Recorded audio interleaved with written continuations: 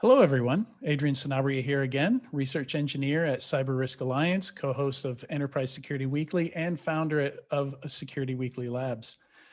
Thank you for joining us for another installment of SC Media's In Focus.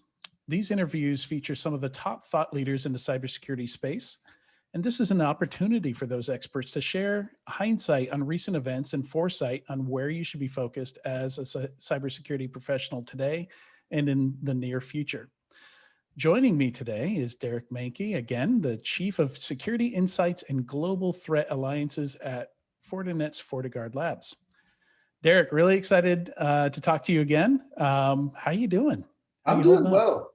well. I'm doing well. Never a boring day, like we always say, which is, um, yeah, we're always kept busy. There's a lot of updates since we last talked. So I'm really looking forward to speaking with you. Thanks for asking. Awesome. Yeah, so, lots of stuff going on, lots of updates. You say, what's top of mind for you right now? As it seems like we're at this inflection point going from COVID life, stay at home. A lot of businesses are going back to work. A lot of people are traveling again. So how are things looking on the threat landscape with all that going on?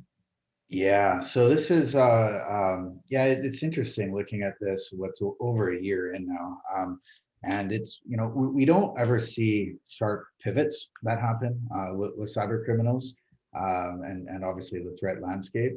Really, the way I look at this right now, we're in this fusion state, right, where you do have a shift, you have an expansion, really, right, of these old methods that were tried and true, but they're not quite as sharp anymore, like the traditional COVID-19 lures that we talked about a lot before, from HR emails and get back to work, and of course there was the vaccination scams, which are still happening a bit with that.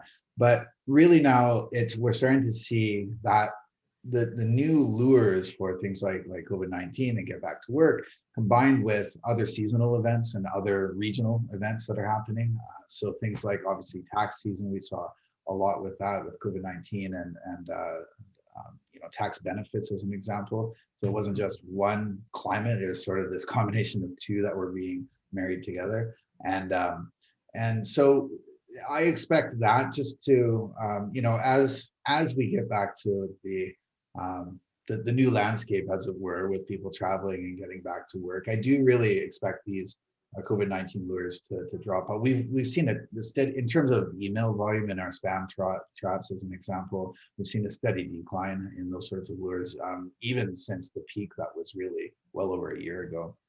And so, I expect that to, those COVID-19 essentially to start going away in terms of attack techniques for cyber criminals. Now we have this new landscape, right? And that's the work from home environment. That is this expanded attack surface, which absolutely we're already seeing a lot of attack activity on, primarily with web-driven traffic too, right? We saw a big shift from email-based threats, which has always been a top vector, going to web-based threats, right? So server-side attacks, particularly with PHP, JavaScript, those sorts of things, malicious black hat SEO campaigns, things like targeting e-commerce, because every day is a new shopping day now. Mm-hmm. So that I expect a lot more activity to come to be coming on board. Yeah, I know a lot of people personally who got hit with unemployment fraud. As they opened up and made it easier to file for unemployment and broadened who could file, and then stuff around stimulus checks. Yeah. And it's interesting you're talking about server side threats. I wonder is that the attacker's infrastructure, or are they breaking into people's content management systems and web servers and inserting stuff? Yeah, more of the latter, unfortunately. Okay. A lot of the low-hanging fruit still that they're finding out there. In fact, that's what we see if we look at the breakdown of platforms that are under attack, and largely PHP, as I said, JavaScript as well, being used for injection, right? And a lot of these vulnerability, like shopping cart plugins, as an example, is another one.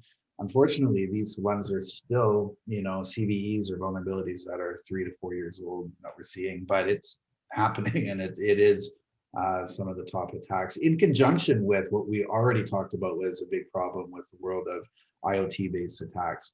In fact, interestingly enough, for the better part of last year, IoT-based attacks, so platforms like, again, network attached storage, consumer-grade routers, DVRs, they were our number one attack vector, and that was writing off, things like Mirai botnet, which is still Yeah.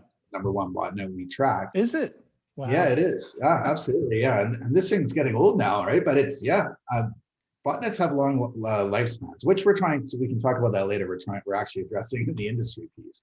But yeah, it is. But it's actually, if we look at IoT platforms as a whole, they're actually in second place in terms of ranking that we're seeing right now, a close second. Mm-hmm. But again, the web-based attack vector is the most prominent one right now.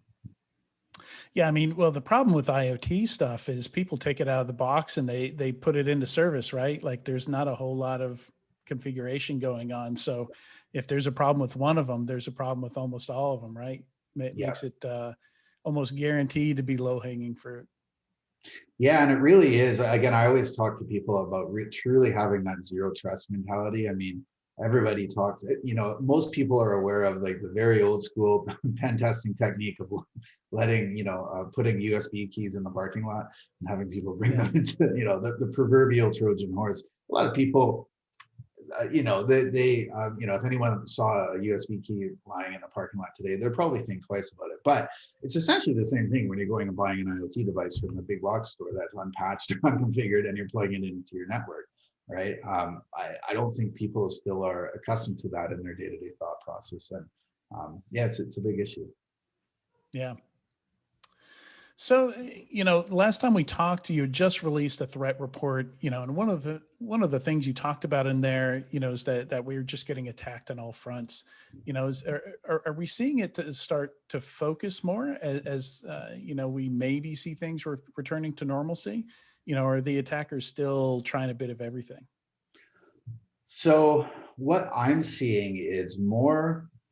So this isn't a surprise, but more proliferation of the cyber criminal ecosystem. So they're just flourishing right now, even more, especially after a banner year in 2020 with ransomware. What that means is that there's more competition happening in terms of cyber criminals, right? There's more gangs, there's more people going after that share of the pie, as it were, for monetization.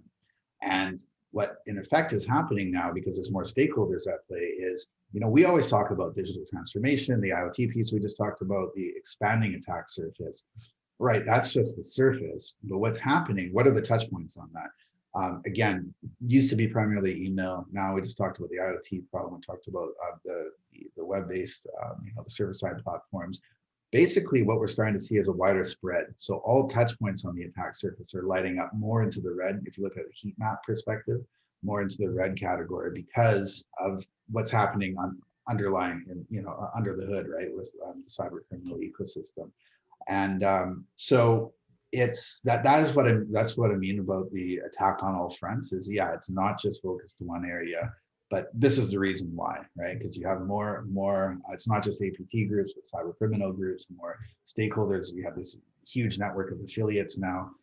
Easily in some of these organizations, just for one ransomware gang, you're talking about 20 to 50 people operating in a gang. And then you have a huge, layer of affiliates. So commission-based people signed up to that to distribute the threat. So, and each one of those has a different method. Someone might be trying through an email attack. Someone might be trying through, email and spear phishing as an example, or whaling. Someone might be doing it through an IoT, exploit. Someone might be doing it through a drive-by download on a website. So yeah, attack on all fronts that way, not too focused, with the exception of targeted ransom attacks that we're seeing, which is a big concern. Those, of course, are focused because that's similar to an APT, where they do full reconnaissance, weaponization, and then it's a very focused case. Yeah, they're looking for that big payday versus the more opportunistic stuff. Totally. So yeah, let's dive into that a little bit deeper, because I think a lot of times when folks say ransomware these days, they're thinking of the more opportunistic stuff, like we've seen worm-based stuff and drive-by type stuff, but now that we have these, well, and it sounds like these campaigns are more numerous now, where it's more of a, hey, we're going to focus on this one company that we've gotten a foothold in, and we're going to spend a couple weeks getting in there deep, lining everything up, before we pull the trigger and encrypt all their files across all their systems. Like, what is the balance between those? Are you seeing a lot more of the more focused attacks, or is the opportunistic stuff still out there and still just as rampant? So the opportunistic is always going to be there. I would say that's largely the wide and broad and automated attacks, and there is money behind that. But we are definitely seeing an increase on the targeted ones because for these deeper pocket, larger organizations, and there's more of them. It's not just one.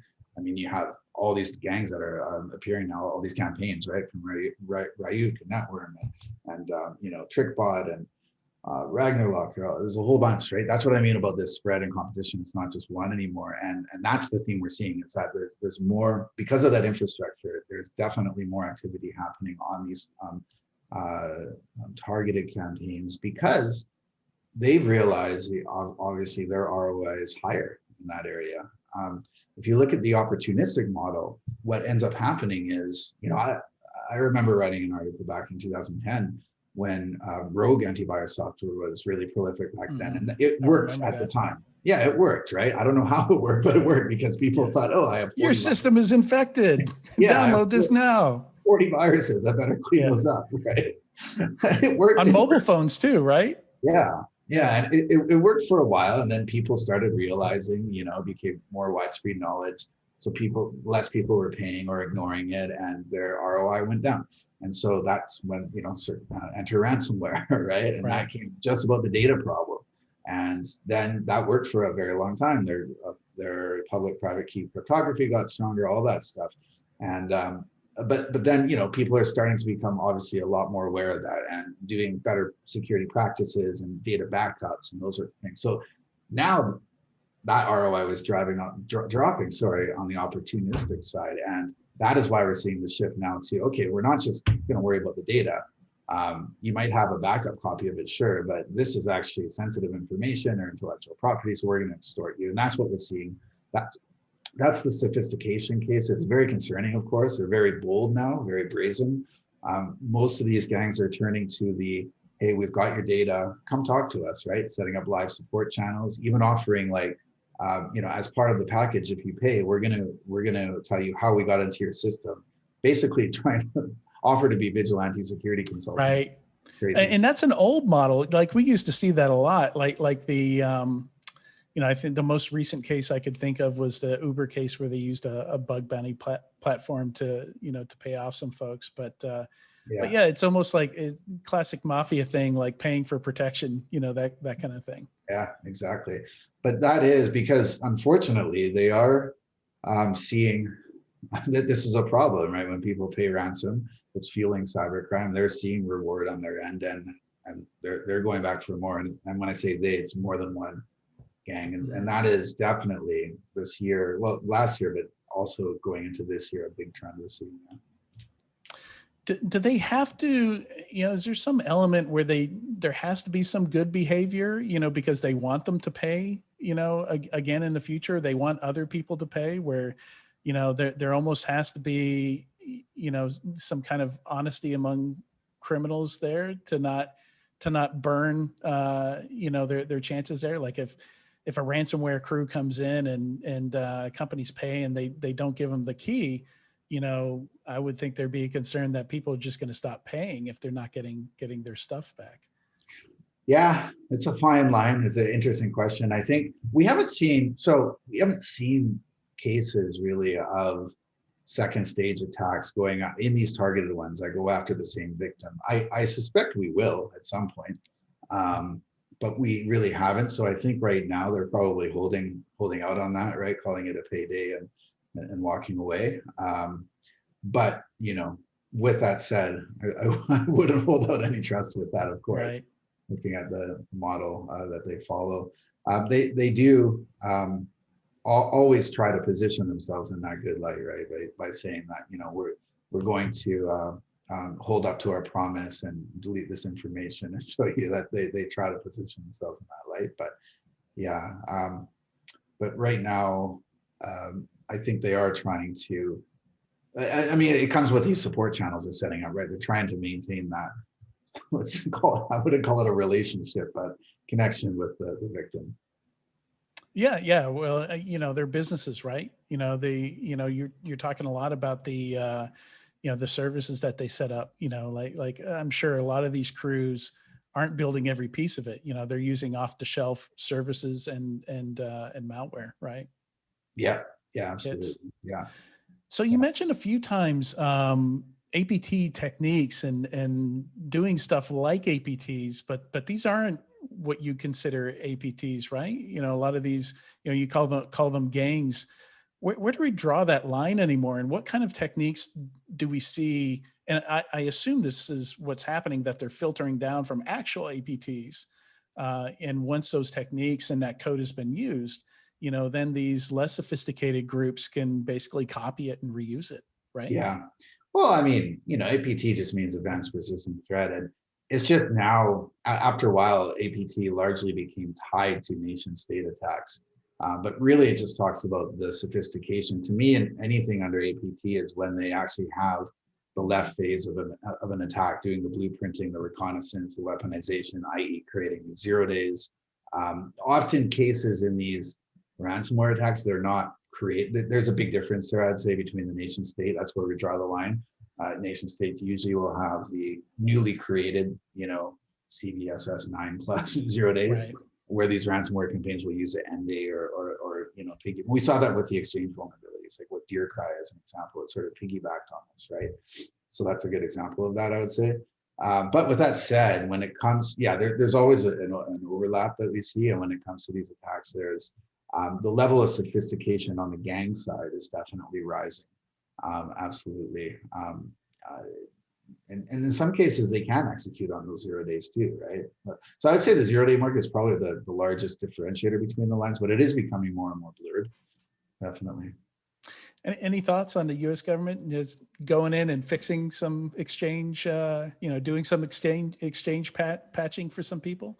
I thought that was a pretty interesting move there. Well, I think the public-private sector stuff, right? The more that we can collaborate on this, I'm a big advocate of that on both fronts, right? When it comes Right. to the incident response sides, providing tools to people, absolutely, I think it's a good thing. When it comes to also the proactive side, right, in terms of takedowns, that's another good thing.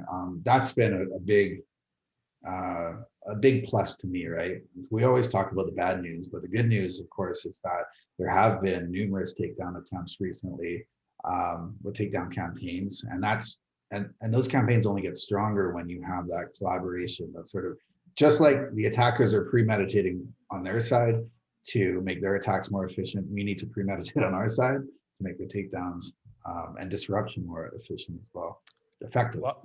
Law enforcement and lawyers, the real heroes, the true heroes, sometimes, right? Especially with these botnets. Yeah, definitely. I mean, that's the end game, right? Of course. You can take down infrastructure, but a lot of the times it's whack-a-mole unless you get to the source, right? So that's, yeah, like I said, a lot of encouragement and positive news there. So yeah. I mean, that's definitely a positive. Any other positive developments, that you're seeing happen? Maybe some good news that we can end on here. Time is always a healer. So I think that time, we're a year in now, over a year in, as you said, things are getting back to this new model, not back, but into a new model, some elements of the past. But, the good news is with this, obviously the infrastructure piece, right? The work from home, work from anywhere environment, we've had a year now, and security is shoring up, right, on the defense side. So holes are starting to be plugged. The targets in these home or anywhere environments, basically this distributed branch model is starting to become more secure. People are the patching thing, to your point, going back to Exchange, it is getting a bit better in terms of how quickly we can get to it and address it. It's not where we should be, but it is getting better. So to me, that's also a factor of time. We need to accelerate that, but we are heading in the right direction, and good news, I would say. Excellent. Yeah, and with that, we've been talking to Derek Mankey with Fortinet's FortiGuard Labs. Derek, thanks for being with us today. Thanks so much. It was a pleasure. Take care.